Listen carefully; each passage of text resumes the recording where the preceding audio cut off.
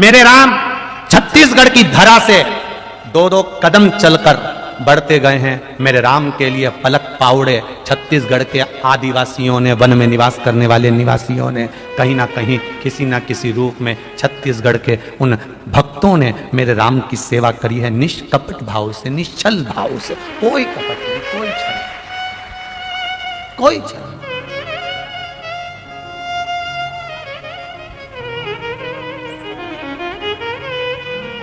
गीदम छत्तीसगढ़ की पावन धरा पर शिव महापुराण कथा का द्वितीय दिवस आज। उसको कोई मतलब नहीं। इनको तो छत्तीसगढ़ के निवासियों को तो तुम्हारे लड्डू पेड़ा और गुलाब जामुन और बालूशाही से भी मतलब नहीं है। वो तो सांबर और चावल, दाल और चावल खाकर अपनी जिंदगी मस्त जीने वाला व्यक्ति, मस्त अलमस्त है छत्तीसगढ़। उसका एक आनंद अपने आप में। आज छत्तीसगढ़ में सबसे ज्यादा टेंशन का विषय यही बना हुआ है कि गांव-गांव में, जंगल जंगल में लोग शंकर जी के मंदिर में 1-1 लोटा जल चढ़ाने लगे। बड़ी मुश्किल से कई विरोधियों ने, विधर्मियों ने इनको मंदिर से बाहर किया था और आज फिर ये वापस मंदिर में प्रवेश कर गए तो लोगों को चिंता रहती है, टेंशन है। कई लोगों को बड़ी चिंता है। मंदिर मंदिर भगवान के जाने लगे, शिव जी को लोटा भर के जल चढ़ाने लगे। अब ढोंग और प्रपंच से दूर हो गए, अंधविश्वास से दूर हो गए, ये भ्रम से दूर हो गए। अब इनके मन में आ गया कि केवल एक है, ब्रह्मा जी को भी देने वाला, भगवान विष्णु को देने वाले, राम जी को देने वाले, कृष्ण को देने वाले, संपूर्ण देवी देवताओं को अगर कोई देने वाला है तो वो केवल एक है, देव अधिदेव महादेव है। बस वो जो देता है वही श्रेष्ठ रहता है, उसकी श्रेष्ठता। शिव कथा कर रहे, पार्वती मैया ने एकांत में बैठकर भगवान शंकर की आराधना करी है। पार्वती जी ने शिव जी की पूजन करी है, एकांत में बैठकर भगवान शंकर की आराधना करी है। माता पार्वती पार्थिव शिवलिंग का निर्माण करती है और उसकी पूजन करती है।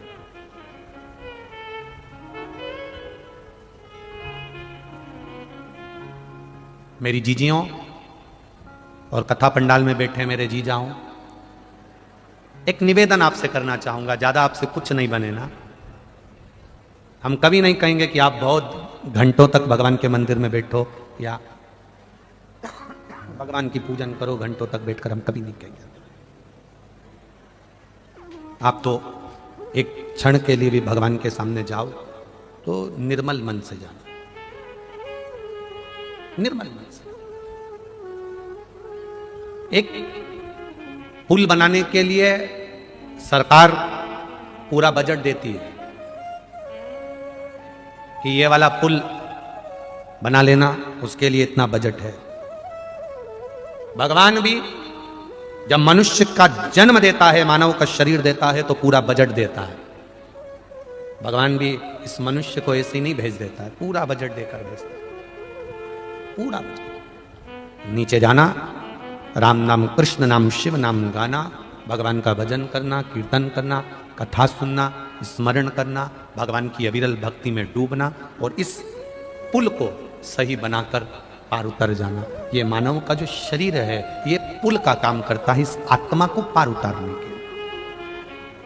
जिससे सरकार ने बजट दिया, ये पुल अच्छा बनना चाहिए, बढ़िया बनना चाहिए, करोड़ों का बजट आया, पुल बना, पर पुल इतना नीचे बना कि पानी में डूब गया। किसी ने पूछ लिया ऑफिसर ने, क्यों पुल इतना नीचे क्यों बनाया, पानी में डूब गया? साहब पैसा नहीं था। पैसा नहीं था? बजट कितना आया था? सब बजट इतना आया था। तो पैसा गया कहाँ? अर्थात परमात्मा ने भी शरीर दिया है भगवान का भजन करने के लिए। 21,600 श्वास प्रतिदिन इस शरीर से निकलती है, पूरा बजट दिया है परमात्मा ने, पर हमने इस शरीर की 21,600 श्वास को सही से लगाया नहीं और मालूम पड़े वो शरीर आखिरी में डूब गया, समाप्त हो गया, संसार सागर में विलीन हो गया। दिया उसने 21,600 श्वास परमात्मा ने दी भगवत भजन करने के लिए। 3.5 करोड़ रोम छिद्र दिए भगवान का भजन करने के लिए, नेत्र दिए दर्शन करने के लिए, श्रवण दिया सुनने के लिए, मुख दिया भजन करने के लिए।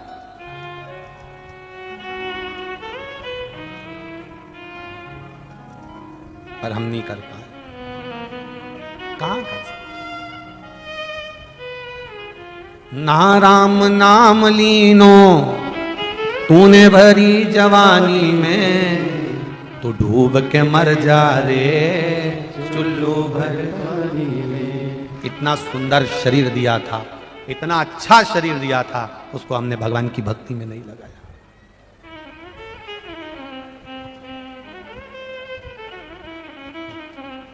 समझ नहीं पाए, हीरे को खोजते रहे और दर्पण छोड़ दिए। कान में पहनने वाले हीरे की कीमत कब होती है? गले में पहनने वाले हीरे की कीमत कब होती है? तुम भले करोड़ों का हीरा ले आओ, करोड़ों की ज्वेलरी बनवा लो, पर करोड़ों के जेवर की कीमत जब होती है जब 10 रुपए के दर्पण के सामने जाते हो और दर्पण में अपना मुख देखते हो, तब कीमत होती है कि सोना या हीरा अच्छा लग रहा है कि नहीं लग रहा है। लाखों रुपए के हीरे की कीमत कुछ भी नहीं है अगर दर्पण में नहीं देख सकते तो। दर्पण में जब चेहरा देखते हो, 10 रुपए का दर्पण करोड़ों रुपए के हीरे की चमक दिखाता है, और अगर दर्पण नहीं होगा तो करोड़ों का हीरा भी बेकार है। उसी तरह ये मन, ये आत्मा, ये चित्त, ये परमात्मा का दर्शन करा देती है अगर भजन है तो, और अगर भजन नहीं तो कहां कीमत हो। करो उसकी कीमत।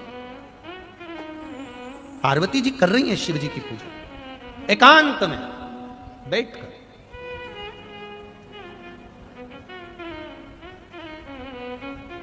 क्या दिया एकांतेश्वर महादेव ने? एकांतेश्वर महादेव को तुम्हारे पास बेलपत्री नहीं हो तो भले मत चढ़ाना। एकांतेश्वर महादेव को तुम्हारे पास जल नहीं हो तो भले ना चढ़ाइए। एकांतेश्वर महादेव पर तुम्हारे पास चावल भी नहीं है तो मत चढ़ाओ। एकांतेश्वर महादेव तुम्हें कहीं दिख जाए। हरतालिका तीज की कथा कहती है, पार्वती जी के पास में कुछ नहीं था तो पेड़ों की पत्तियां तोड़कर उन्होंने चढ़ा दी थी। इसलिए एकांतेश्वर महादेव का कहीं दर्शन तुम्हें मिल जाए, एकांत में शिवलिंग मिल जाए, उसके पास में जो पत्ता पत्ती लगे हो वो तोड़कर भगवान का श्रृंगार कर दो, एकांतेश्वर महादेव की पूजा में।